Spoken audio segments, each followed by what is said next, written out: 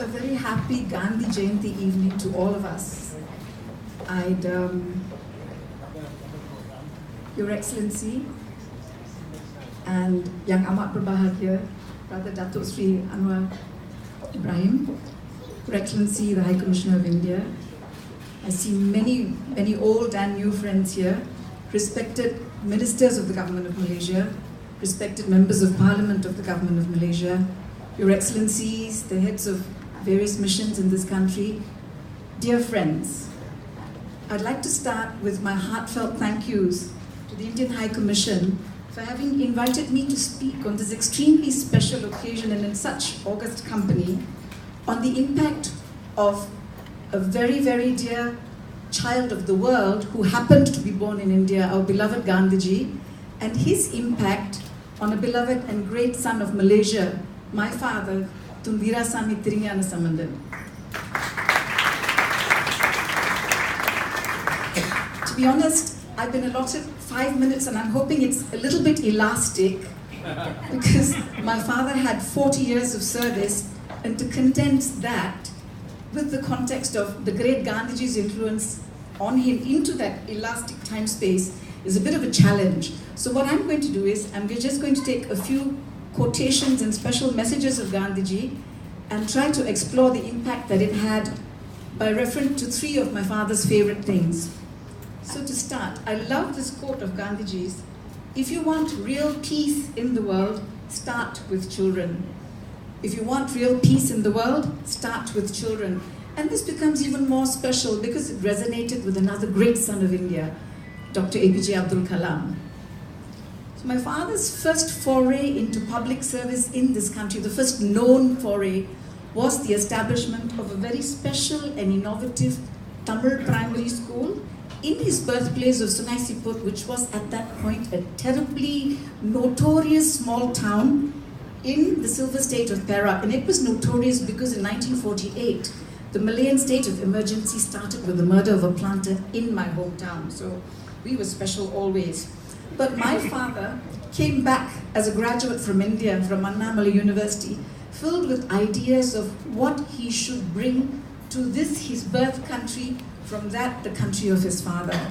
So he was full with experience, new ideas. He was extremely passionate about the role of education in the upliftment of poverty and as a creator of opportunity. So he wanted to give the children, the Tamil-speaking children of Sungai Siput, a head start in life with sterling educational facilities. Now this new school, before I tell you about the new school, I should tell you about the old school.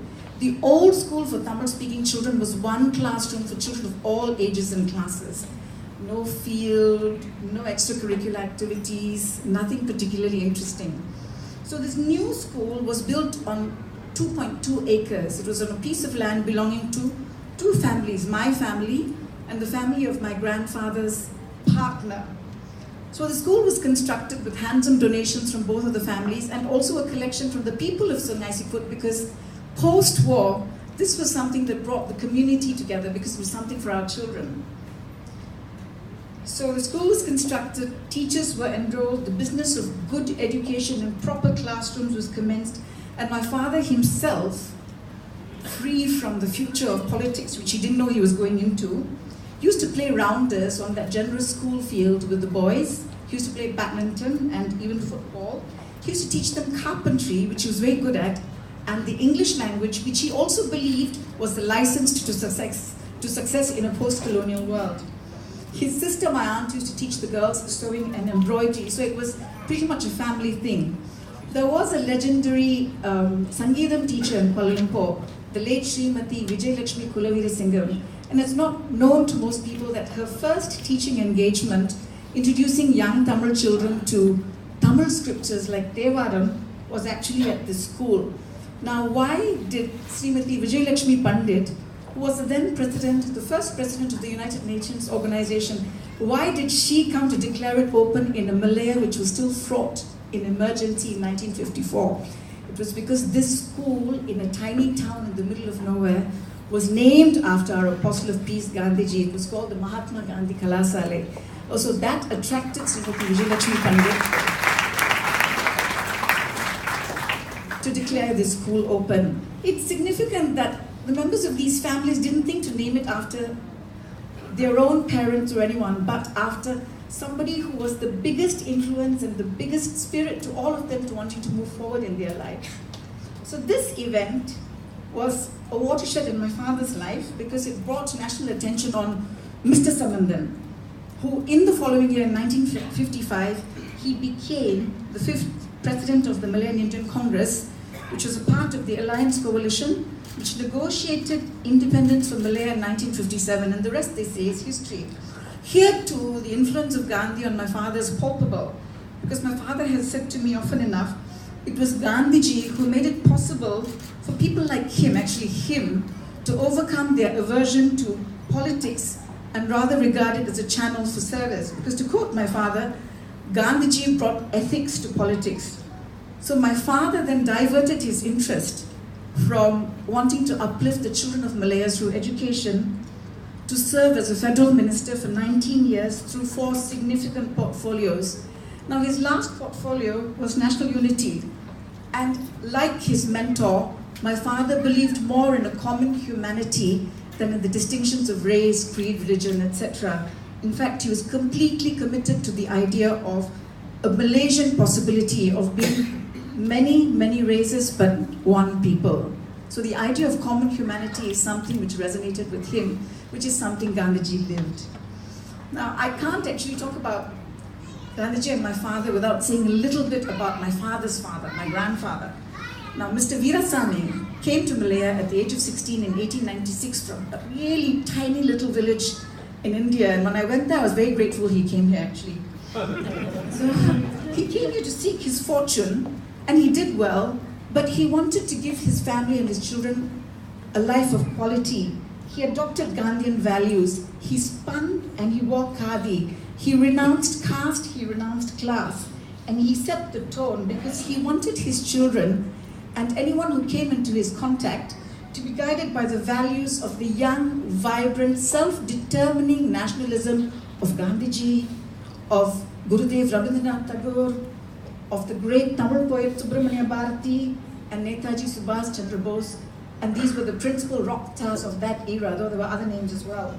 Hence, when my father arrived in Annamalai University in Chidambaram in Tamil Nadu in 1936, at the age of 17, he was fertile and fully ready for student activism. In fact, he participated in all sorts of strikes against the British Raj. He participated in the Quit India movement. He carried the scar of a lathi on his back. And there were other lessons which were embedded in his heart because he could never forget one of his classmates who was a victim to police brutality. And unknown to us, but later related to my mother by one of his classmates, he had saved the life of one of his classmates from police brutality. Eventually, after being suspended, I don't know how many times, he got his degree in economics. But again, the spirit of Gandhi in this young man, he refused to attend his convocation because he didn't want to give that expression of allegiance to the Union Jack or sing the British national anthem. So that's one story overall. I'd like to move to the next quotation, which is, again, Gandhiji's quotation, the best way to find yourself is to lose yourself in the service of others. Now, at the time of independence, 85% of the Indian community was in plantations, and most of them were Tamils. So, consonant with the spirit of independence came this terrible social evil called fragmentation, where estates were taken, cut up into portions, and sold. So many of the people who lived and worked on the estates were basically told, go back to a homeland that they didn't know because their forefathers had come here 200 years ago. The only thing they knew was the plantation.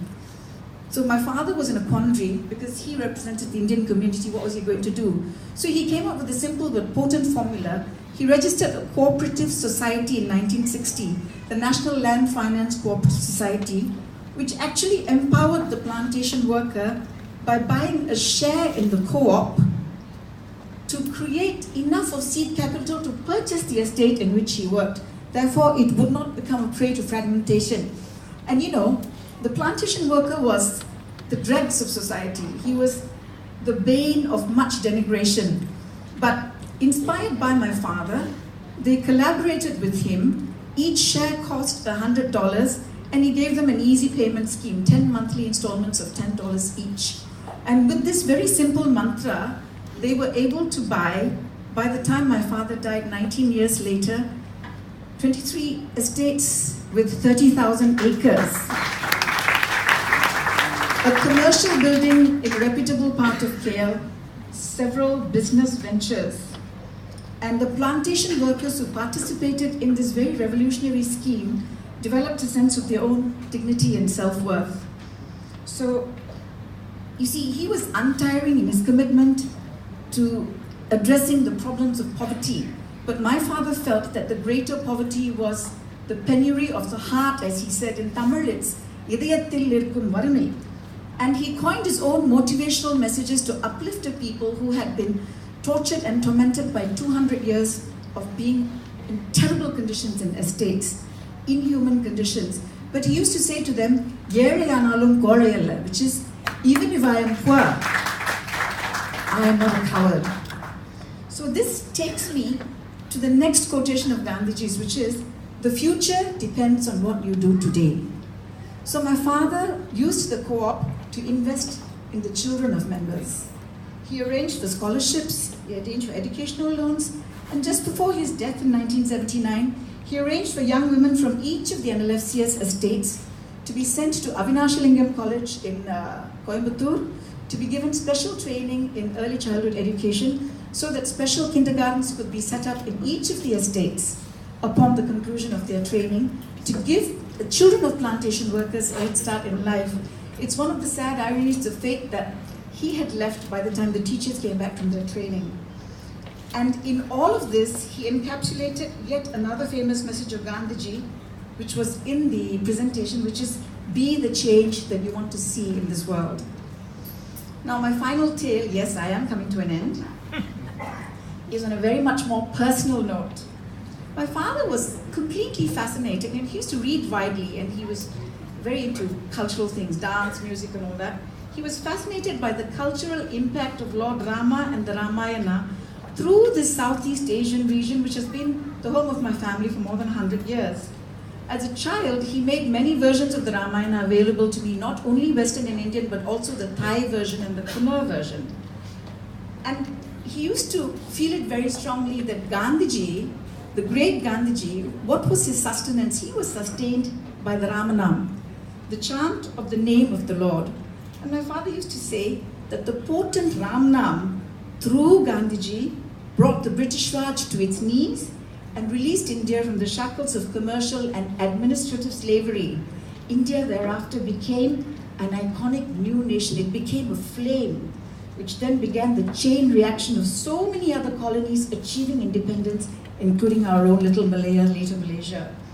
To sum it up, my father's life of service to the community he represented and his message to them that by becoming citizens of Malaya, they could chart their own destinies. In addition to contributing to the destiny of this nation, he also served his nation through the many ministries and through so many things which I can't record now.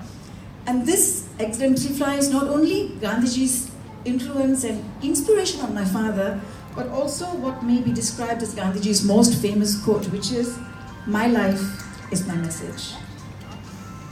So dear friends, thank you for listening to me. And I'd like to conclude with this wish from my heart.